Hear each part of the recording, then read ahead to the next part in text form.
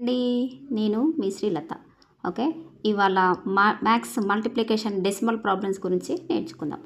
Already నిన్న మనం చెప్పుకున్న క్లాస్లో డెసిమల్ 1 పాయింట్ తర్వాత ఉన్న నెంబర్ను ఎలా రీడ్ చేయాలి, దాన్ని ఎలా మల్టిప్లై చేయాలని చెప్పుకున్నాం కదా. ఇవాళ పాయింట్ తర్వాత 2 డిజిట్స్ ఉన్న నెంబర్ను ఎలా మల్టిప్లై చేయాలనేది మనం చూసుకుందాం. ఓకేనా. ఫస్ట్ నేను ఒక నెంబర్ తీసుకుంటాను, 1.25 అండ్ 2.6. ఓకేనా.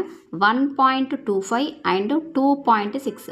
మనం ఇంతకుముందు క్లాస్లో 0 పాయింట్ సంథింగ్ అనేసి నెక్స్ట్ 0 పాయింట్ సంథింగ్ అనే ఒక నెంబర్ తీసుకొని పాయింట్ తర్వాత ఓన్లీ 1 డిజిట్ అండ్ నెక్స్ట్ కూడా సేమ్ పాయింట్ తర్వాత ఓన్లీ 1 డిజిట్ తీసుకున్నాం కదా. ఇక్కడ మనం ఈ క్లాస్లో పాయింట్ తర్వాత 2 డిజిట్స్ అండ్ నెక్స్ట్ ఇక్కడ పాయింట్ తర్వాత ఓన్లీ 1 డిజిట్ ఉంది కదా.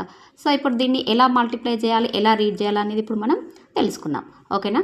6 5s 30, ఇయర్ క్యాన్సల్ 0 అండ్ ఇక్కడ 0. 6 2s 12, 12 plus 3 15. So here 15 and cancel and 1. 6 1s 6, 6 plus 1 7.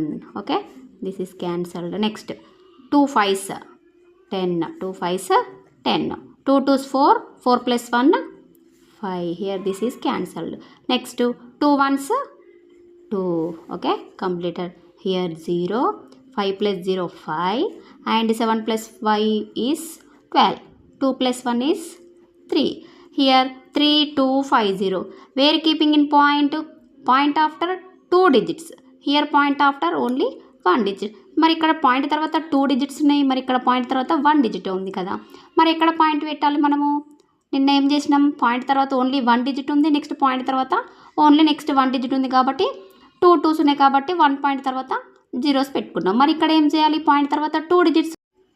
Okay, ఇక్కడ 3250 ఉంది కదా. మనం పాయింట్ ఎక్కడ పెట్టేసుకోవాలంటే పాయింట్ తర్వాత ఇక్కడ 2 డిజిట్స్ ఉన్నాయి, నెక్స్ట్ ఇక్కడ పాయింట్ తర్వాత ఓన్లీ 1 డిజిట్ ఉంది కాబట్టి 1 2 3. సో ఇక్కడ మనం ఏం చేయాలి, 3 డిజిట్స్ తర్వాత మనం పాయింట్ పెట్టుకోవాలి. ఓకే, 1 2 3 ఇక్కడ పాయింట్. సో దీన్ని ఎలా రీడ్ చేయాలి ఇప్పుడు, 3.250, 250 కాదండోయ్, 3.250 అని రీడ్ చేయాలి. ఓకేనా.